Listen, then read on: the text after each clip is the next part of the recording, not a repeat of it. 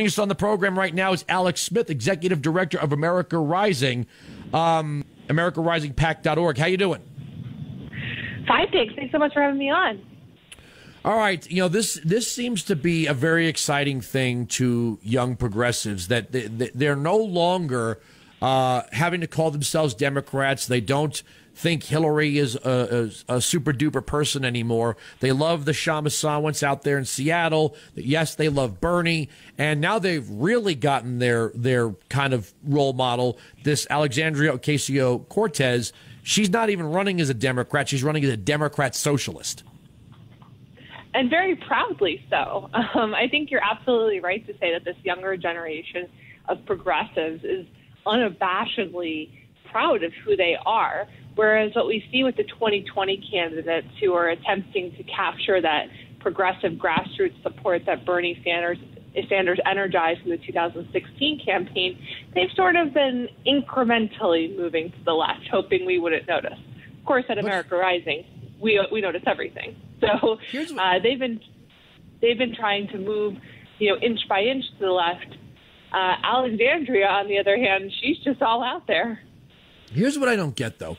Young people are very tech savvy. The tech industry is very, young, youth focused. I mean, you have young people who can get wealthy very quickly by developing an app or a website, which they're more tech savvy and online oriented than any generation before them. And here's what I don't get. And I sat down with Matt Kibbe and we discussed this not too long ago, that on one side, you have young progressive people that favor almost unlimited economic regulation out of the idea of fairness or dignity, right? They see hotel workers striking for better pay, and they say, yes, we have to regulate the wages of these people and let them join unions. But when it comes down to where they want to stay, they reject that and go stay at an Airbnb.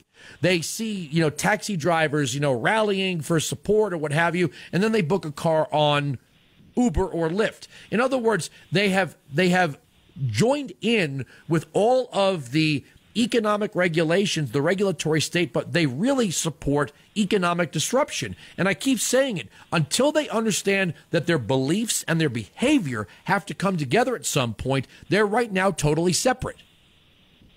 Unfortunately for us, I think that their behavior is a much more promising sign because, of course, words can ring hollow, and it sounds great to this generation and to everyone else to be speaking about things like workers' rights and about justice and fairness for all. But it's another thing to have to live your life, and when big government,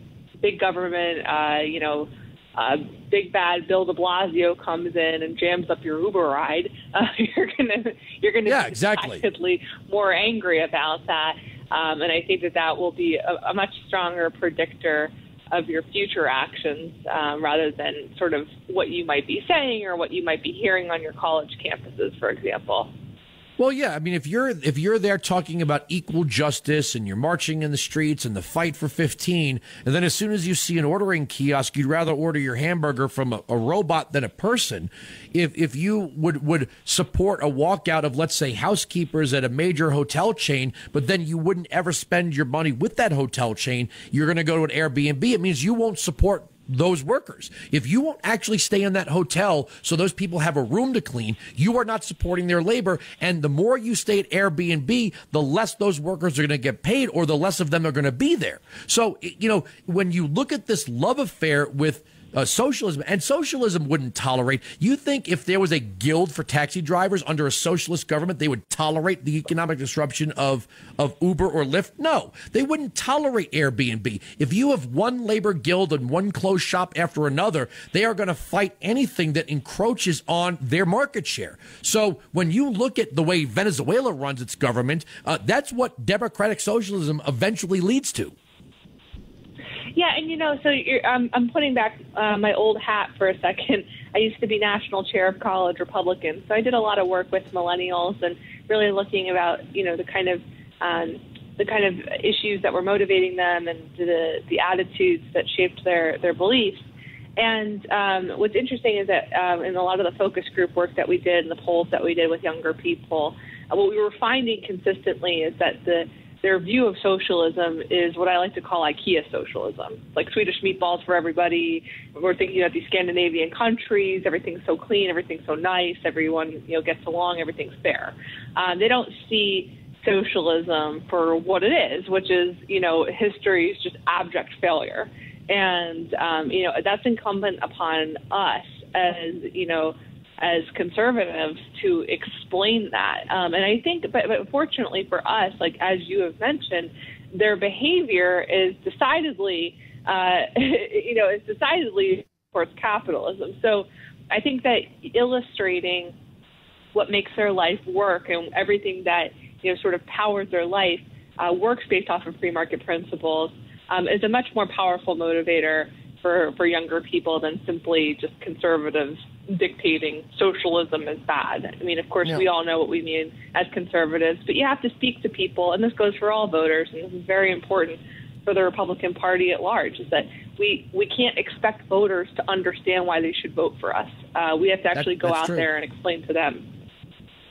Well, it's also, look, many of these Scandinavian countries are microbial by comparison to the size of the United States. And if some of these people are willing to give up their own economic freedom to just be docile sheep, then that's fine. That's the way they want to live their lives. I mean, they say the Danish are the happiest people on earth compared to what? How do they know? How many of them actually lived outside of Denmark to compare it to anything else? But again, you're talking about nations that barely have the population of a city in this country. And, you also have to look at it like this. Norway these Scandinavian countries have some of the most restrictive immigration laws. They're not debating an open border and a welfare state. Yes, they've taken in their fair share of refugees, and even they're having a debate on that. So there's a lot more to it than, isn't Stockholm beautiful this time of year?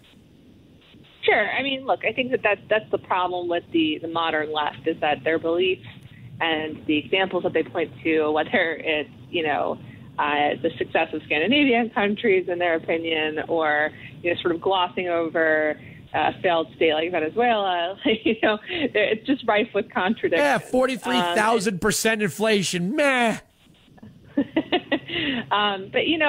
look, I think that's what makes it harder for them to organize, especially coming up to the midterm elections, is that you have leadership that's sort of feckless and unable to deal with a growing progressive base that is advocating for these kinds of ideas. I mean, I'm not sure if you heard Nancy Pelosi responding to Ocasio-Cortez's win, but she was very dismissive. I mean, they're like, well, Leader Pelosi, how do you feel about this young Latina winning, young female Latina winning in this district? And she kind of she got indignant, and she was like, well, I'm female, and I'm representing here in Congress. So it was almost like she's not really accepting that there's a new guard on the way. No, I don't care if they ignore it. I don't care if the Democrats ignore it. And we're going to run out of time here. And I got to get out of the way for Hannity. We'll have to bring you back for this. Alex Smith, Executive Director of America Rising, is joining us. AmericaRisingPAC.org. That the Republican establishment better damn well start paying attention, because if they don't, well, what's going to happen. I got to leave it there. We're right, they're wrong.